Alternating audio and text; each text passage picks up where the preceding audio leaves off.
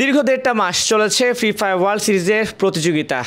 টানটান উত্তেজনা ছিল কারা যাচ্ছে বা কারা পাচ্ছে ইন্দোনেশিয়ার জাকার্তার টিকিট। চ্যাম্পিয়ন হয়েছে আরএসকে, আর নতুন চমক হিসেবে ই স্পোর্টস দুনিয়ায় বাংলাদেশে হাজির হয়েছে নতুন আরেকটা টিম, তার নামটা হচ্ছে রেড ক্লিপস।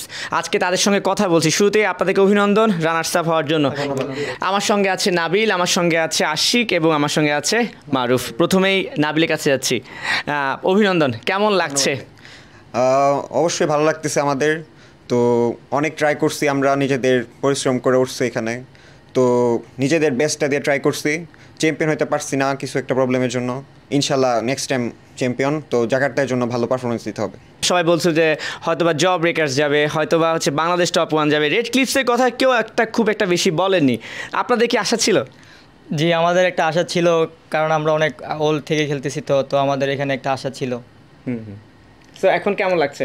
এখন আসলে আমাদের অনেকটা ভালোই লাগতেছে। তো আমরা নেক্সটে ফোকাস করতেছি ইন্দোনেশিয়াতে। আশা করি ভালো একটা পারফরমেন্স দিতে পারবো আপনাদের। ঠিক আছে, এবার আপনার কাছে একই প্রশ্ন, মানে জেতার পরে আসলে এই মুহূর্তে অনুভূতিটা কি? আসলে অনুভূতিটা খুবই ভালো, আর আমরা এটা এক্সপেক্টেড ছিল যে আমাদের এরকম একটা সময় আসবে, কারণ আমরা ওইভাবে প্রিপারেশন নিয়েছিলাম। তো আলহামদুলিল্লাহ সব গুছিয়ে ভালোই। আচ্ছা, এখন যদি বলি যে ইন্দোনেশিয়ার জাকার্তায় পরবর্তী টার্গেট কি, নাকি এভাবে আন্ডারডগ হয়ে যেতে চান, গিয়ে চমক দেখাতে চান? আমরা আমাদেরকে বলে কামব্যাক টিম, আমরা নিচ থেকে হঠাৎ করে উপরে চলে যেতে পারি। তো আমাদের ইচ্ছা আছে যে আমাদের বেস্টটা ট্রাই করবো, একদম সবার স্কিল আরও ইমপ্রুভ করব, মানে কোথায় ভুল হইতেছে এটা ধরবো।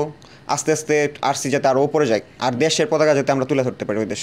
আচ্ছা, একটা প্রশ্ন করি, সেটা হচ্ছে চ্যাম্পিয়ন রাশ যখন ওপেন হয়ে গেল, হ্যাঁ, তখনই কিন্তু আসলে চমকটা আপনারা দেখিয়েছেন। ওই সময় কি আপনাদের কখনো মনে হয়েছিল যে আমরাই আসলে মানে রানার্স আপ বা আমরাই যাচ্ছি? না না না, এটা হচ্ছে আমাদের 4 জনের বন্ডিং, 5 জনের বন্ডিংয়ের জন্য এটা হয়েছে। তো আমাদের সবার উপরে সবার ভরসা ছিল যে আমরা পারবো। তো এটাই কামব্যাক দিয়ে দিছে একদম। ওকে, ঠিক আছে। টিমের মধ্যে এই আজকের এই রানার্স আপ হওয়ার পেছনে কাকে কাকে বেশি ক্রেডিট দিতে চান? আমি বেশি ক্রেডিট দিব আমাদের টিমের স্নাইপার প্লেয়ার ফাহিম, এবং আমাদের টিমের বম্বার যে আছে লিখন ভাই। ওনারা দুইজন আমাদের টিমের জন্য অনেকটা ভালো পারফরমেন্স দিচ্ছে এখানে, এবং ওরা ডিজার্ভ করে এমভিপি টাইপের। আচ্ছা, আর আপনাকে যদি বলি যে আরএসকে নিয়ে কিছু বলতে, কি বলবেন? যে চ্যাম্পিয়ন টিম, আগেও অভিজ্ঞতা ছিল, এবারও যাচ্ছে আন্তর্জাতিক ম্যাচ খেলতে।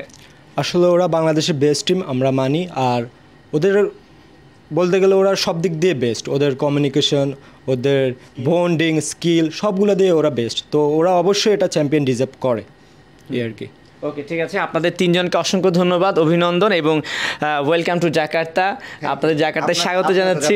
হ্যাঁ, আমরাও যাচ্ছি। আমরা চাই আমাদের বাংলাদেশের যে 2টা টিম যাচ্ছে জাকার্তায় ওয়ার্ল্ড সিরিজ খেলতে, অবশ্যই ভালো কিছু নিয়ে ফিরে আসবে। সবাই ভালো থাকবে, যে যেখানে আছেন সময় টেলিভিশনের সঙ্গে থাকবেন।